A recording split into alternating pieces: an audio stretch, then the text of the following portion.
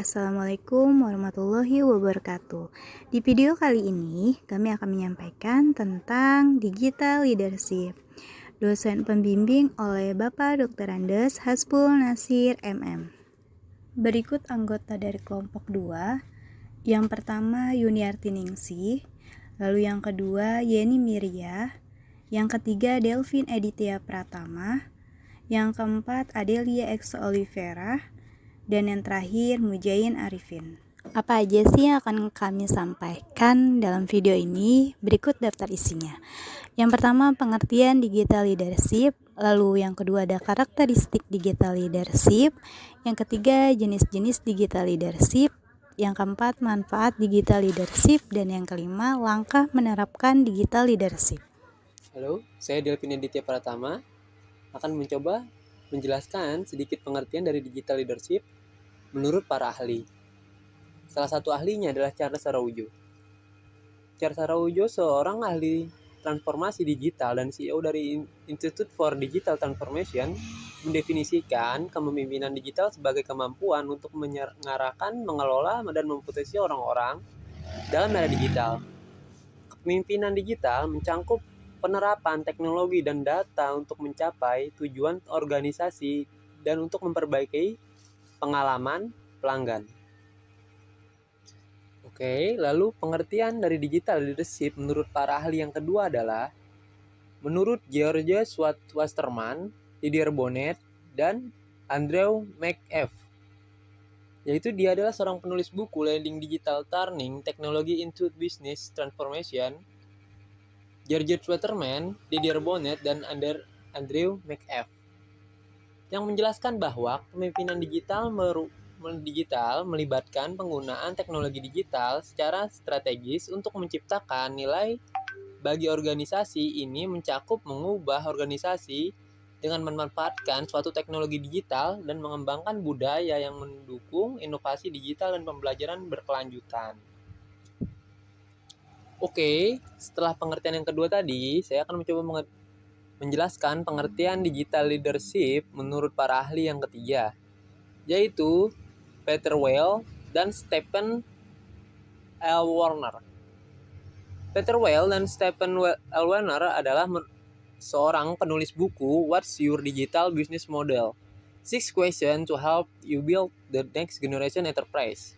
Menyatakan bahwa kepemimpinan digital melibatkan penggunaan strategis teknologi digital untuk menciptakan nilai bagi pelanggan. Selain itu, kepemimpinan digital juga melibatkan struktur organisasi yang mendukung kerja kolaboratif dan inovatif serta budaya yang mendukung perubahan pengendalian risiko dalam konteks digital. Oke, kita tiba di penjelasan saya yang terakhir dari pengertian digital leadership, yaitu dari Gerald Scan and Nguyen Phillips, Jonathan Kopulsky, dan Gareth Andrews. Jadi, menurut para penulis dalam artikel Strategi Notes Technology Drives Digital Transformation, ia mengemukakan bahwa kepemimpinan digital melibatkan pengembangan visi strategis yang jelas tentang bagaimana teknologi digital dapat mengubah dan meningkatkan bisnis. Selain itu, kepemimpinan digital juga dapat melibatkan pengembangan kapabilitas digital yang tepat dan menciptakan budaya yang mendorong inovasi, kolaborasi, dan pembelajaran berkelanjutan dalam era digital. Karakteristik digital leadership. Yang pertama, memiliki visi yang jelas terhadap digitalisasi. Pemimpin digital harus memiliki pemahaman yang kuat tentang teknologi dan kekuatan transformasinya. Mereka harus mampu memvisualisasikan bagaimana teknologi dapat membantu organisasi mencapai tujuannya dan mengkomunikasikan visi tersebut dengan jelas kepada karyawan serta pemangku kepentingan lainnya. Yang kedua, mampu beradaptasi dengan perubahan. Pemimpin digital harus fleksibel dan dapat beradaptasi dengan cepat terhadap perubahan yang terjadi dalam lingkungan bisnis. Mereka harus dapat mengambil keputusan yang tepat dan mengambil tindakan yang diperlukan untuk memastikan bahwa organisasi tetap kompetitif dan relevan. Lalu yang ketiga, mempunyai kemampuan teknis yang cukup. Pemimpin digital harus memiliki pemahaman yang kuat tentang teknologi dan kemampuan untuk menggunakannya secara efektif. Mereka harus mampu memahami bagaimana teknologi dapat digunakan untuk meningkatkan efisiensi operasional dan memberikan pengalaman pelanggan yang lebih baik. Yang keempat, memiliki kemampuan berkomunikasi yang efektif. Pemimpin digital harus dapat berkomunikasi dengan baik dengan karyawan, mitra bisnis, dan pemangku kepentingan lainnya. Mereka harus mampu memotivasi dan menginspirasi karyawan untuk berinovasi dan bekerja sama untuk mencapai tujuan bisnis. Selanjutnya, jenis digital leadership. Yang pertama, kepemimpinan di inovatif digital. Pemimpin inovatif digital mendorong dan memfasilitasi inovasi melalui pemanfaatan teknologi digital.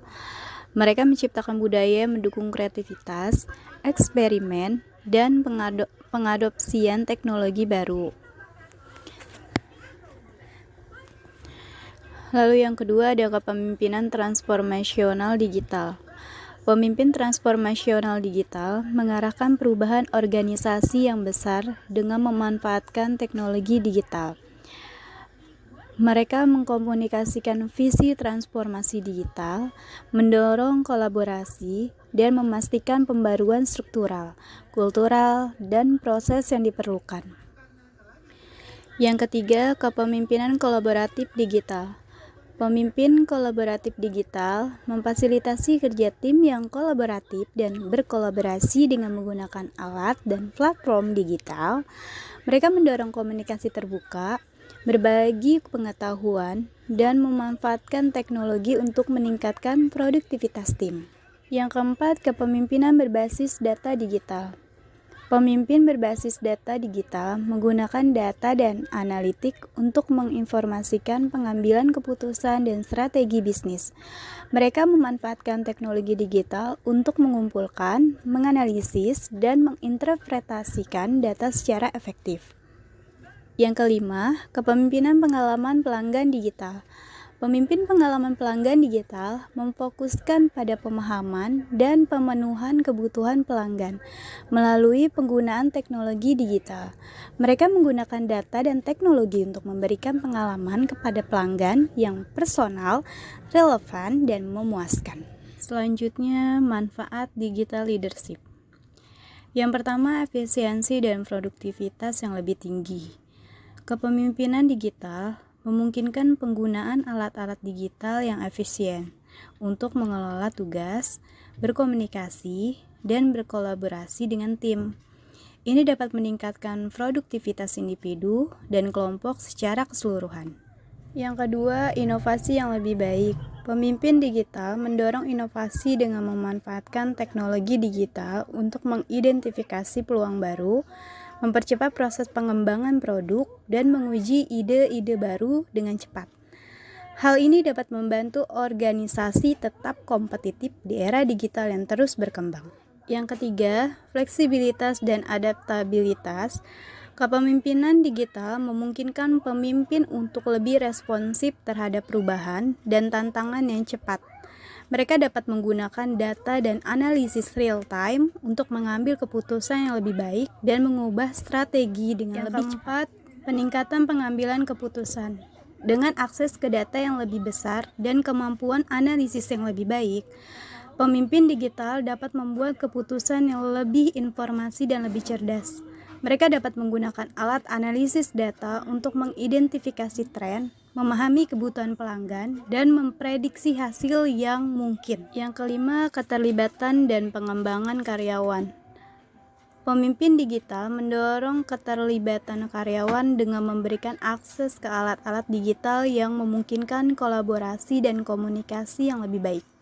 Mereka juga dapat menggunakan platform digital untuk memberikan pelatihan dan pengembangan kepada karyawan. Langkah menerapkan digital leadership. 1. Memahami konteks digital. Pemimpin perlu memahami peran teknologi digital dalam konteks bisnis dan industri mereka. Mereka harus mempelajari tren, perkembangan, dan perubahan yang terjadi di dunia digital. 2. Mengenali peran teknologi digital dalam kepemimpinan. Pemimpin harus memahami bagaimana teknologi digital dapat digunakan untuk memperkuat kepemimpinan mereka. Mereka harus belajar tentang alat-alat digital yang relevan dan strategi yang dapat diterapkan. 3. Menerapkan komunikasi digital yang efektif. Pemimpin harus menguasai komunikasi digital untuk berinteraksi dengan tim dan stakeholder lainnya. Mereka perlu belajar tentang alat-alat komunikasi digital dan praktik terbaik dalam menggunakan mereka. 4. Memfasilitasi kolaborasi digital. Pemimpin harus memanfaatkan alat-alat kolaborasi digital untuk memfasilitasi kerja tim dan kolaborasi antar departemen.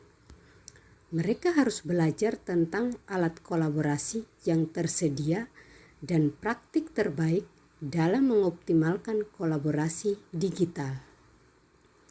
5. Mengembangkan keterampilan kepemimpinan digital. Pemimpin harus mengembangkan keterampilan kepemimpinan yang relevan dengan era digital, seperti keterampilan manajemen proyek digital, analisis data, dan pemikiran desain. Terima kasih. Mohon maaf apabila ada kata-kata yang salah dalam pengucapan atau pelafalan nama ahli maupun nama tempat, dan segala kekurangannya dalam video ini. Adapun video ini dibuat untuk tugas kelompok mata kuliah kepemimpinan. Terima kasih.